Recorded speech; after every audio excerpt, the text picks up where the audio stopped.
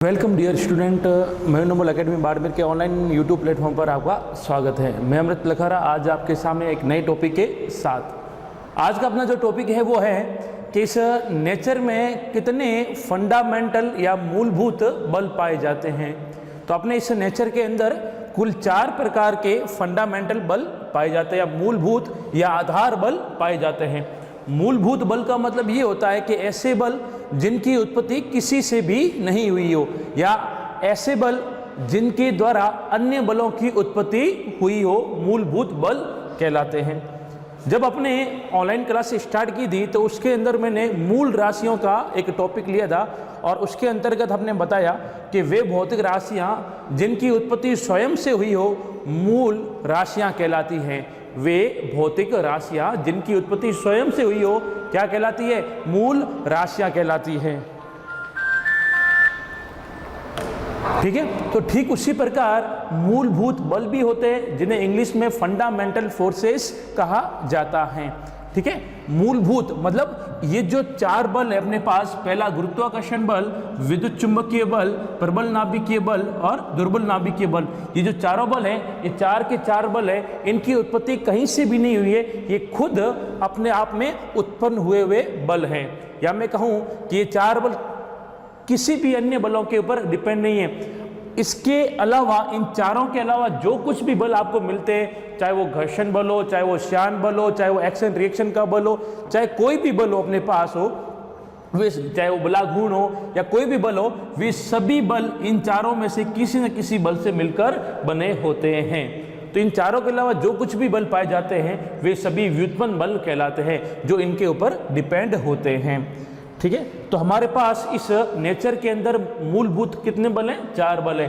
पहला गुरुत्वाकर्षण बल, सेकंड विद्युत चुंबकीय बल, अगला प्रबल नाभिकीय बल और दुर्बल नाभिकीय बल। इन चारों को अपन अलग अलग समय पर अलग अलग पाठों में अलग अलग कक्षाओं के अंदर अपन इसको पढ़ेंगे। तो पहला अपन बल लेके चलेंगे यहाँ पर गुरुत्वाकर्षण बल। क्या होता है, किसने दिया, क्या फॉर्मूला है इसमें, नियतांक क्या है, उस सब चीज़ों को अपन यहाँ पर देखेंगे। तो पहला अपने पास बल है गुरुत्वाकर्षण बल।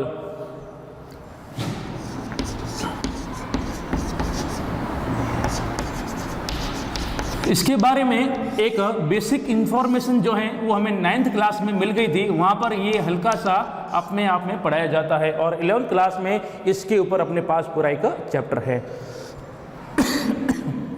तो आज का अपना टॉपिक है पहला मूलभूत बल कौन सा? गुरुत्वाकर्षण बल। क्या होता है ये बल, किसने दिया? तो यहाँ पर सुनना, गुरुत्वाकर्षण जो बल है इसकी जो खोज है वो खोज की थी न्यूटन ने। या मैं ये कह सकता हूँ कि ये जो बल है वो बल किसने दिया? न्यूटन ने दिया।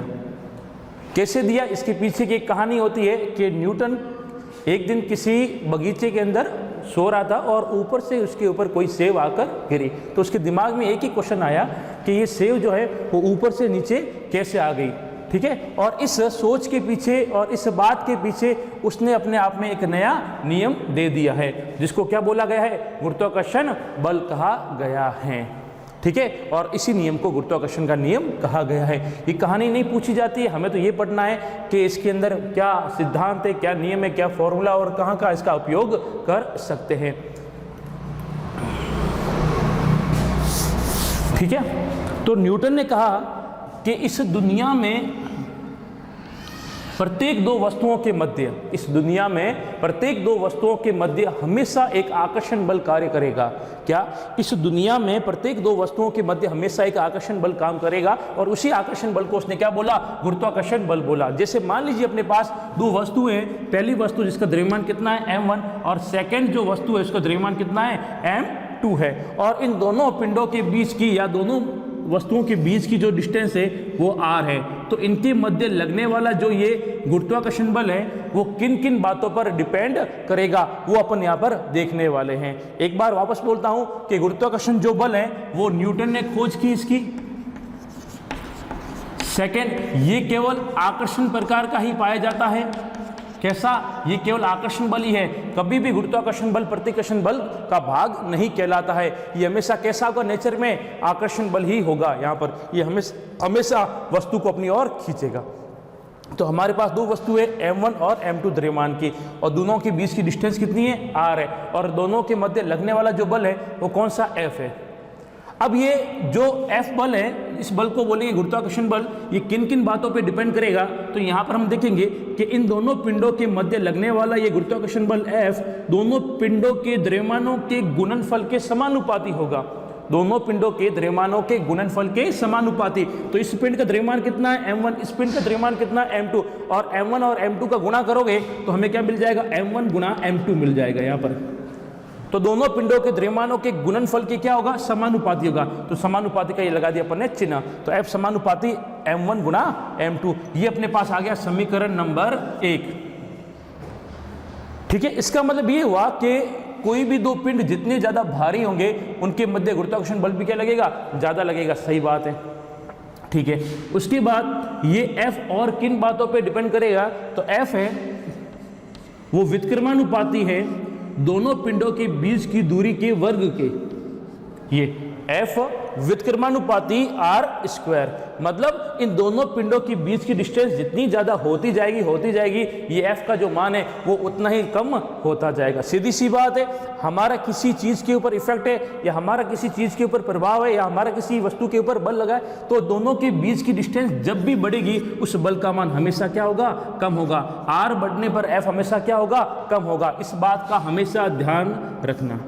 चलो आगे चलते हैं। तो कहने का मतलब ये हो गया कि दोनों पिंडों के मध्य लगने वाला ये जो गुरुत्वाकर्षण बल है वो उन दोनों पिंडों के बीच की डिस्टेंस के वर्ग के व्युत्क्रमानुपाती होगा। ये अपने पास आ गया इक्वेशन नंबर 2। अब फिजिक्स में हमेशा जब भी कोई दो इक्वेशन बनती हैं उसके बाद उनका काम होता है उन्हें मिलाने का। तो हम भी यहाँ पर इक्वेशन 1 और इक्वेशन 2 को मिलाएंगे। तो यहाँ हम लिख देंगे इन्हें मिलाने पर। जब आप दोनों इक्वेशन को मिलाओगे तो मिलाने पर हमें जो इक्वेशन मिलेगी वो मिलेगी F समानुपाती m1 गुणा m2 अपॉन r का स्क्वायर। अब फिजिक्स में हमेशा एक चीज ये भी आती है, जब भी आपके पास समानुपाती का चिन्ह है, समानुपाती का चिन्ह जब भी हटाओगे तो हमारे पास एक नियतांक आएगा और यहाँ पर भी एक नियतांक आएगा। ये बात भी पक्का है कि अलग अलग जगहों पर नियतांक अलग अलग आता है, और हमारे पास यहाँ नियतांक आएगा इस नियतांक को कहेंगे जी कैपिटल, स्मॉल जी नहीं, क्या जी कैपिटल आ जाएगा m1। इस जी का क्या नाम है अभी मैं आपको बताता हूं यहाँ पर। तो हमारे पास गुरुत्वाकर्षण जो बल है उसका फॉर्मूला आ गया जी m1 m2 अपॉन r का स्क्वायर। अब जो ये स्मॉल, ये जो अपने पास कैपिटल जी है, इसका जो नाम है, इसका नाम है गुरुत्वाकर्षण का सार्वत्रिक नियतांक। इंग्लिश में इसे कहेंगे universal constant of gravitational force. गुरुत्वाकर्षण सार्वत्रिक नियतांक, यूनिवर्सल ग्रेविटेशनल कांस्टेंट, और इसको लिखते हैं जी कैपिटल से। सर इसका मतलब यहां पर क्या हुआ, है ना, सार्वत्रिक का मतलब क्या हुआ या यूनिवर्सल का मतलब क्या हुआ? इसका मतलब ये हुआ कि आप इस पृथ्वी के अलावा आप कहीं पर भी जाओ, चाहे आप चंद्रमा पे जाओ, चाहे आप सन पे जाओ, चाहे मंगल पे जाओ, चाहे बुध पर जाओ, कहीं पर भी जाओ, जी की जो वैल्यू है, किसकी, जी की, मैं यहाँ पर गुरुत्वाकर्षण बल की बात नहीं कर रहा हूँ, मैं किसकी बात कर रहा हूँ, जी की वैल्यू। ये जो जी कैपिटल की वैल्यू है इसके अंदर कभी भी चेंज नहीं आएगा। सर जी की वैल्यू कितनी होती है? तो जी की वैल्यू हम लिख देते हैं यहाँ पर, जी की वैल्यू होती है 6.67 इंटू 10⁻11। अब ये तो हमने लिख दी इसकी संख्यात्मक मान। अब हमें यहाँ पर चाहिए इसकी इकाई। जब भी आपको किसी की इकाई चाहिए तो आपको उसका फॉर्मूला आना चाहिए। तो हमें जिसकी इकाई चाहिए उसको एक साइड और बाकी सबको अलग साइड लेके आओ। तो यहाँ पर अपने पास आर स्क्वायर इसके भाग में, वहाँ पर गया तो गुणा में हो जाएगा, तो गुणा में हो जाएगा तो एफ गुणा आर स्क्वायर। एफ की इकाई होती है न्यूटन, ये न्यूटन, आर हो जाएगा मीटर, उसके ऊपर स्क्वायर आ जाएगा। उसके बाद m1 m2 जी के गुणा में वहाँ पर गया तो ये भाग में आ जाएगा। m होता है द्रव्यमान, द्रव्यमान की इकाई केजी, तो केजी क्या हो जाएगा, केजी स्क्वायर। तो जी का जो मान है अपने पास आ जाएगा 6.67 into 10⁻11 newton metre square upon KG square. तो ये जी का मान होता है, इसलिए जी को क्या कहा जाता है, यूनिवर्सल कांस्टेंट। यूनिवर्सल कांस्टेंट या सार्वत्रिक नियतांक का मतलब ये, आप कहीं पर भी जाओ, आप कहीं पर भी जाओ, आप ऐसा नहीं कि पृथ्वी के ऊपर, आप कहीं पर भी जाओ इस यूनिवर्स में, इस पूरे इंटायर वर्ल्ड में, इस पूरे यूनिवर्स में आप कहीं पर भी जाओ, जी की वैल्यू आपको हमेशा यही लेनी है। आपको जब भी गणना करनी है आपको जी की वैल्यू यही लेनी है। बहुत बार कहा जाता है कि पृथ्वी के ऊपर गुरुत्वीय बल का जो मान है या पृथ्वी के ऊपर गुरुत्वीय त्वरण का जो मान है, जी का मान है, वो 9.8 मीटर पर सेकेंड स्क्वायर होता है, ठीक है। लेकिन जैसे से ऊपर जाओगे जी के मान में कमी आती है, या मैं कह सकता हूं कि चंद्रमा पे जो गुरुत्वाकर्षण जो बल है वो पृथ्वी की तुलना में 1/6 गुना है, मतलब वहां पर अपना जो भार है वो 6 हो जाएगा। यदि आपका भार यहाँ पर 60 है तो चंद्रमा पे आपका जो भार होगा वो 60 में 6 का भाग देने पर जो मान मिलेगा उतना आपका भार होगा। लेकिन ये भार की गणना कैसे की जाती है, वे सब इस चीज़ों को ध्यान में रखकर की जाती है। हम अक्सर अखबार में सुनते हैं कि आज ये सैटेलाइट, आज ये मिसाइल लॉन्च की गई है, तो कोई भी सैटेलाइट जब इसको लॉन्च की जाती है तो ये देखा जाता है कि इसको जहाँ पर भेजना, जिस जगह पर भेजना है या जिस पॉइंट पर इसको भेजना है वहाँ पर गुरुत्वाकर्षण बल का मान कितना है या वहाँ पर गुरुत्वीय बल का मान कितना है। तो गुरुत्वाकर्षण बल को मान निकालने के लिए हमारे पास ये फॉर्मूला होता है F=G m1 m2 upon r का स्क्वायर।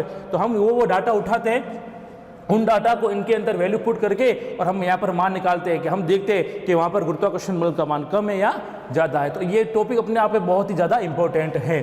तो कहने का मतलब ये हुआ कि गुरुत्वाकर्षण बल किससे कहते हैं। तो यहाँ पर मैं लिख देता हूँ इसकी कथन या स्टेटमेंट। न्यूटन के अनुसार किसी भी दो पिंडों के मध्य लगने वाला आकर्षण बल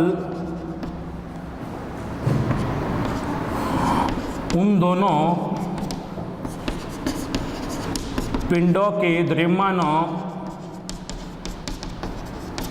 के गुणनफल के समानुपाती तथा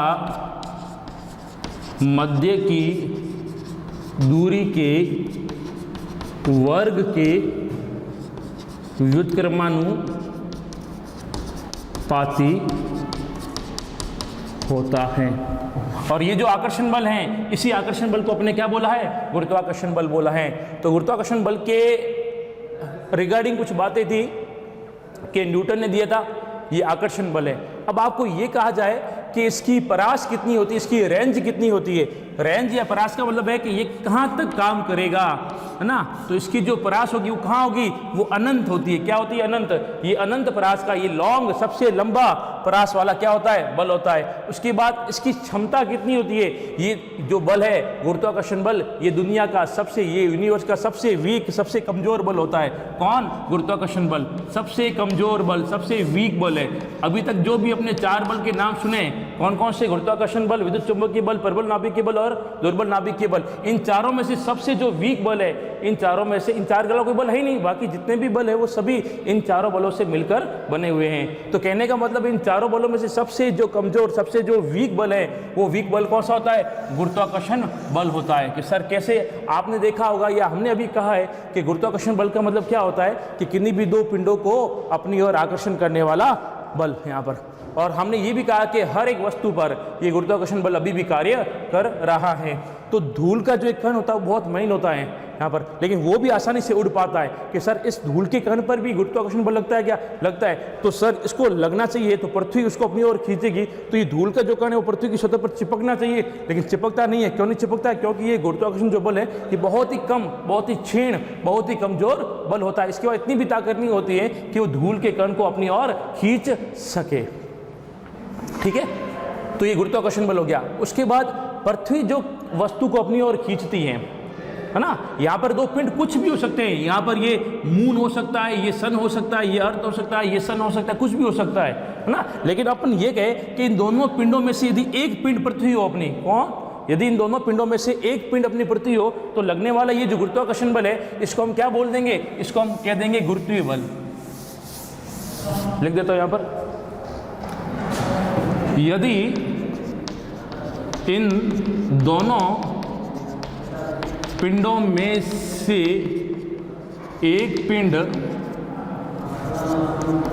पृथ्वी हो तो ये बल कॉमा गुरुत्वीय बल कहलाता है। सही है। वापस बोलूंगा यहां पर, यदि इन दोनों पिंडों में से एक पिंड पृथ्वी हो तो इस बल को हम क्या कहेंगे? गुरुत्वीय बल। तो जहां पर भी आपको गुरुत्वीय बल का नाम आए तो समझ जाना कि हम किसकी बात करें, हम पृथ्वी और किसी और एक पिंड की बात करें। तो दोनों में से एक पिंड क्या होगा? पृथ्वी होगी अपने पास। अब बल है, बल होने पर क्या उत्पन्न होगा? हमेशा त्वरण भी उत्पन्न होगा। तो गुरुत्वीय बल के कारण जो त्वरण होगा उस त्वरण को अपन क्या कहेंगे? गुरुत्वीय त्वरण कहेंगे। और इसको स्मॉल जी से लिखते हैं और इसका जो मान होता है वो होता है 9.8 मीटर पर सेकेंड पृथ्वी की सतह पर। पृथ्वी की सतह पर सबसे ज़्यादा जी का मान होता है और कितना होता है? 9.8 मीटर पर सेकेंड स्क्वायर। जैसे जैसे पृथ्वी की सतह से ऊंचाई पर जाएंगे जी के मान में क्या आती है? कमी आती है। अब हम कहेंगे सर एक बिल्डिंग इसकी हाइट है 20 मीटर है, या आप कह दो एक बिल्डिंग इसकी हाइट है 40-50 मीटर है, तो वहाँ पर जी का मान कितना लेंगे? तो वहाँ पर भी हम 9.8 ही लेते हैं। तो सर अब ये तो आपने बोला है कि ऊपर जाने पर जी के मान में कमी होती है। ऊपर मतलब आप लगभग किलोमीटर के ऊपर जाओगे तब जाके जी के मान में कमी होने लगती है। ऐसे नहीं कि थोड़ा सा ऊपर जाते ही जी का मान 9.8 से लेके 9 हो जाएगा, नहीं। उसके बाद सेंटर पे आओगे तो जी का मान 0 हो जाएगा और जैसे जैसे अनंत पे जाओगे जी का मान वापस वहाँ पर 0 हो जाएगा। कहने का मतलब ये है कि पृथ्वी पर जी का जो मान होता है वो होता है 9.8 मीटर पर सेकेंड। ठीक है, तो आज की क्लास में केवल इतना ही, बाकी अगली क्लास में। धन्यवाद।